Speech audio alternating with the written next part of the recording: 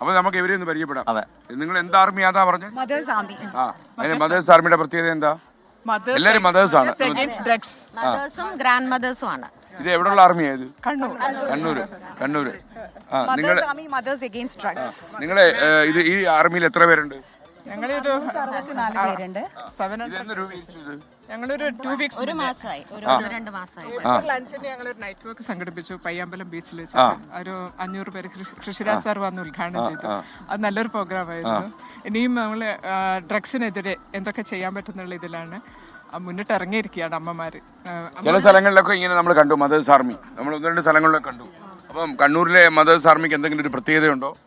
പ്രത്യേകത എന്ന് വെച്ചിട്ടുണ്ടെങ്കിൽ ഞങ്ങൾ കണ്ണൂർക്കാരാണ്. നമ്മളിത് ജാതി മത ഭേദമന്യേ രാഷ്ട്രീയ കക്ഷി ഭേദമന്യേ രൂപീകരിച്ച ഒരു സംഘടനയാണ് കണ്ണൂർക്കാർ. നമ്മളിത് സ്പെഷ്യലി അമ്മമാർക്കും കുട്ടികൾക്കും വേണ്ടി ഞങ്ങൾ സംഘടിപ്പിച്ചതാണ്. മാത്രം ഡ്രഗിനെതിരെ പ്രതികരിക്കണം എന്ന് തോന്നിയപ്പോ എവിടുന്നോ കിട്ടിയ ഐക്യപ്പെട്ട ഒരു സംഘടന ഇത്. മാതാപിതാക്കളാണല്ലോ ഏറ്റവും ഈ ഒരു കുട്ടികളെയൊക്കെ നിയന്ത്രിക്കാനും അതുപോലെ അവരെ നോക്കിക്കണ്ട് അറിയാനും ഒക്കെ കഴിയുന്ന ആളുകൾ. അതുകൊണ്ട് അമ്മമാരുടെ മറ്റുള്ള പ്രകൃതി ദുരന്തത്തെ പോലെ തന്നെ പ്രളയം എല്ലാത്തിനും ഏറ്റവും ആഫ്റ്റർ എഫക്ട് അമ്മമാരിലാണ്. നമ്മൾ കണ്ടു അമ്മമാര് സ്റ്റേഷനിലേക്ക് പോകുന്ന അമ്മമാര് ഈ ലഹരി കേസിൽ കുട്ടികൾ. അപ്പൊ അത്തരം അവരെ തന്നെ അവരൊപ്പം ഈ കുട്ടികളെയും കൂടെ എങ്ങനെ മാറ്റിയെടുക്കും. അതുപോലെ തന്നെ ലാൻഡ് ചെയ്തിട്ടുണ്ട്.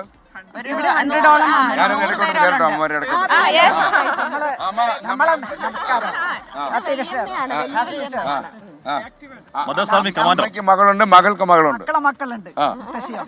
അമ്മ സ്കോർ ചെയ്തു. നമ്മളെ കുട്ടികളെ നമ്മൾ സംരക്ഷിക്കണം. വേറെ ആരും സംരക്ഷിക്കും. അപ്പൊ നിങ്ങളൊക്കെ സജീവമായിട്ട് ഭേദമന്യുള്ള സംഘടനയാണ്. നമ്മളെല്ലാരും ഒന്നായി പുറപ്പെട്ടു. ഞങ്ങൾക്ക് ജീവിതത്തിൽ ഒരുപാട് തിരക്കുകളാണല്ലോ, എല്ലാവരും ജോലിയൊക്കെ ജോലിക്കുള്ളവരാണോ? അപ്പൊ മക്കളൊക്കെ ശരിക്കും ഇതൊരു യൂട്ടിലൈസ് ചെയ്യുന്നുണ്ട്. ഒരു റൂം അടിച്ചിട്ട് പോയി. മദേഴ്സ് ആർമി എന്നുള്ള സങ്കല്പം സൂപ്പറാ. പഞ്ചായത്ത് പ്രസിഡന്റാണ്. എവിടുത്തെ പഞ്ചായത്ത് പ്രസിഡന്റ്? കടമ്പൂര് ഗ്രാമപഞ്ചായത്ത് പ്രസിഡന്റ്. അത് കൂടാതെ ഒരു അമ്മയാണ്. അമ്മൂമ്മയാണ്.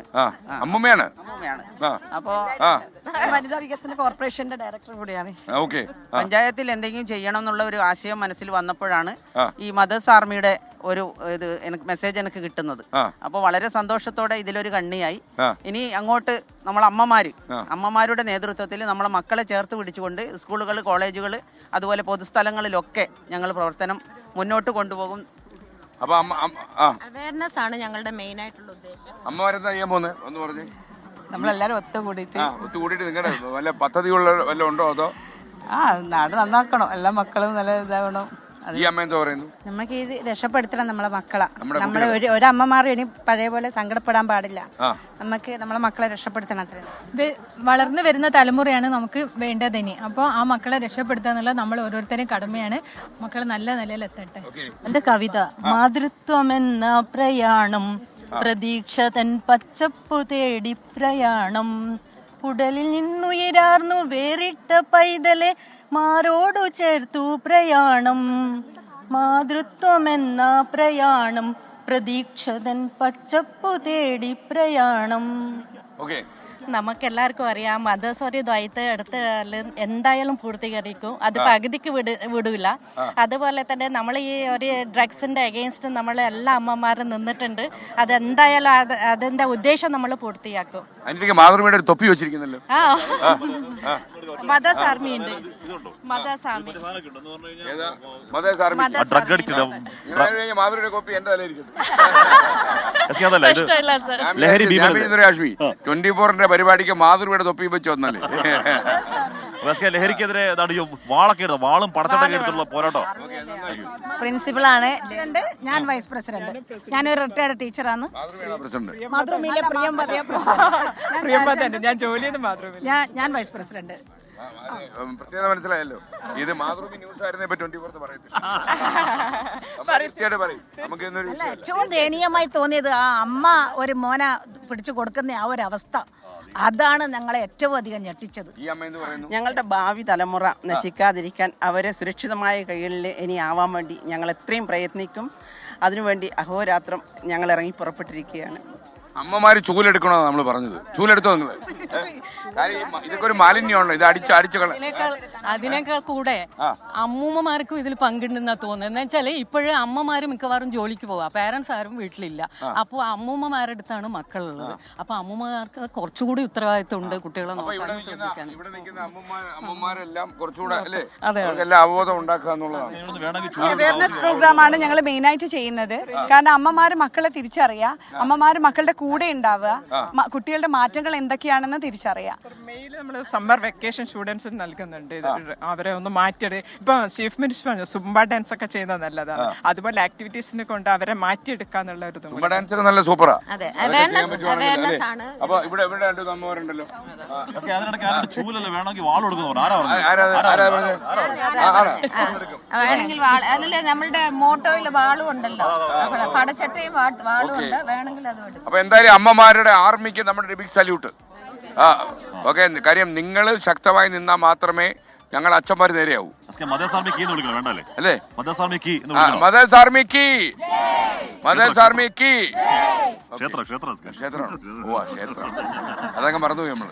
അപ്പൊ VPS selection process SKN 40 co-presented by Lulu Group India, Ujala Fabric Conditioner, co-powered by MyG Future, Xylem Learning App, Indian Institute of Commerce Lakshya, Leela Ravis. അപ്പോൾ നമ്മളെ സഹായിക്കുന്നവരെ ഒരുപാട് പേര് നമ്മുടെ യാത്രയെ നമ്മളെ സഹായിക്കുന്നുണ്ട്. മാത്രമല്ല നിങ്ങളൊക്കെ അറിഞ്ഞിട്ടുണ്ടല്ലോ, 20-ാം തീയതി ഞായറാഴ്ച വൈകുന്നേരം 4 മണിക്ക് നമ്മൾ കോഴിക്കോട് കടപ്പുറത്ത് അവസാനത്തെ MDMA-കാരനെയും അടിച്ച് നാട് കടത്താൻ വേണ്ടി നമ്മളൊരു 1 ലക്ഷം പേരുടെ പ്രകടനമുണ്ട് കോഴിക്കോട് കടപ്പുറത്ത്. നിങ്ങളെല്ലാവരും മദേഴ്സ് ആർമി അവിടെ വരണം. മദേഴ്സ് ആർമി ഇതൊരു ഫ്ലാഗും പിടിച്ചേക്കണം. കാര്യം 600 അമ്മമാര്. ഇത് നിങ്ങളുടെ സ്ഥലം എവിടെയായിട്ട് വരും? കണ്ണൂരാണ്. കണ്ണൂർ ജില്ലയെന്നുള്ള കണ്ണൂർ ജില്ലയിലുള്ള 600 അമ്മമാര്. Alfie note the point. Kozhikode കടപ്പുറത്ത്. ഓക്കെ. മാത്രമല്ല നിങ്ങൾ 2 കീജയും വിളിക്കണം. നമുക്ക് മനസ്സിലാവണം മദേഴ്സ് ആർമി ലാൻഡ് ചെയ്തു. ഇത് എനിക്കൊന്ന് ഇതേ മാതൃഭൂമിയുടെ മുതലാളിയാണ്. കാര്യം എന്നറിയോ, എം.ഇ. ശ്രേയംസ് കുമാർ പോലും ചെയ്യാത്തൊരു കാര്യം ഇതേ മാതൃഭൂമി പത്രം 24-ന്റെ മോർണിംഗ് ഷോയിൽ പൊക്കി പിടിച്ചിരിക്കുന്നു. എല്ലാരും ചേർന്നിട്ടാണല്ലോ. അപ്പൊ മാതൃഭൂമിയിൽ എന്താ കാണിച്ചു തരാൻ ശ്രമിച്ചത്? അല്ല, അങ്ങനെയല്ല. സാറിനൊരു പത്രം തരിക എന്നുള്ളതായിരുന്നു. എനിക്കൊരു പത്രം തരിക എന്നുള്ളത്. ഇത് നിങ്ങളുടെ MD പ്രത്യേകിച്ച് പറഞ്ഞു വിട്ടതാണോ? എനിക്ക് ബലമായി ശ്രമിച്ചത്.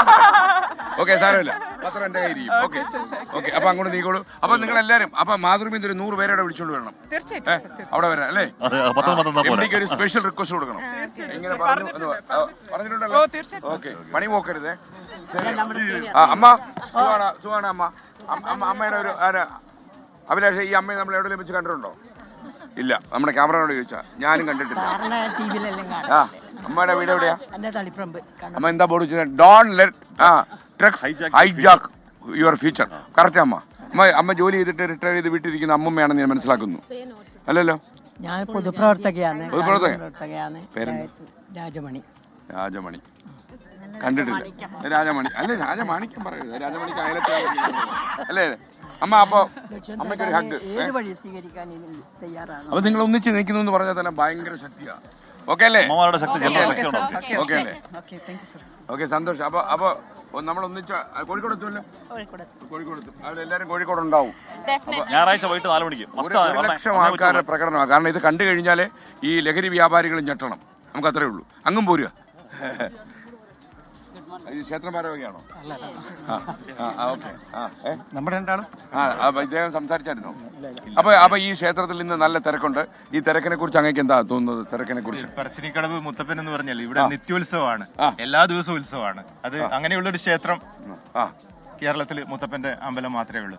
ഇവിടുത്തെ ഒരു പ്രത്യേകത നേരത്തെ പറഞ്ഞതുപോലെ ജാതി മത വർണ്ണ ഭേദമന്യേ മനുഷ്യനായി കാണുന്ന ഒരു സ്ഥലം, അങ്ങനെ പറയാം വേണമെങ്കിൽ. എല്ലാവർക്കും എപ്പോഴും വരാവുന്ന, എല്ലാ ദിവസവും വരാവുന്ന, അതോടൊപ്പം ഭക്ഷണം എല്ലാ ദിവസവും വിളിച്ചാൽ വിളി കേൾക്കുന്ന ദൈവമാണ്. അപ്പൊ ഭക്ഷണം ആരും വയറ് നിറയാതെ ആരും ഭാഷ മലയാളമാണ്. അതെ, ഇങ്ങനെ കുറെ പ്രത്യേകതകളുണ്ട്. ഈ ചായയും പയറും നിവേദ്യത്തിന്റെ ഒരു ചരിത്രം എന്താണ്? അത് ആദ്യം പാലൊഴിച്ച ചായ ആണോ? അത് പാലൊഴിച്ച ചായ തന്നെയാണ്. 2 നേരം ഊണും സമൃദ്ധമായിട്ടുള്ള ഭക്ഷണം. ഇവിടെ വന്നാ കുശാല വയറ് നിറഞ്ഞു പോകണം, ഒരു കുറവില്ലാതെ പോകണമെന്നാണ് നമ്മുടെ നാടിന്റെ ഒരു പ്രത്യേകത. ഇവിടെ അതോടൊപ്പം തന്നെ ഇവിടെ ടൂറിസം രംഗത്തും നല്ല രീതിയിലുള്ള മാറ്റങ്ങളാണ് വന്നുകൊണ്ടിരിക്കുന്നത്. 40ഓളം ഹൗസ് ബോട്ടുകൾ ഇവിടെ നമ്മുടെ വരുന്ന ഭക്തർക്കും ഒപ്പം ടൂറിസ്റ്റുകൾക്കും വരാവുന്ന രീതിയിൽ.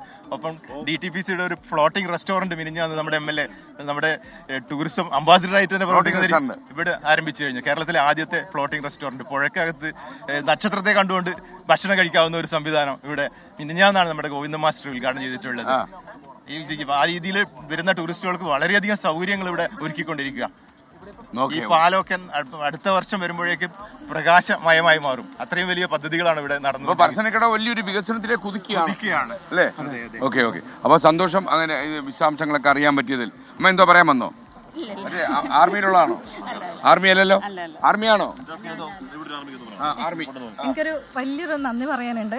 അതായത് ലോക്ക്ഡൌണിന്റെ സമയത്ത് എന്നെ ഒരു ഹെൽപ്പ് ചെയ്തിട്ടുണ്ടായിരുന്നു.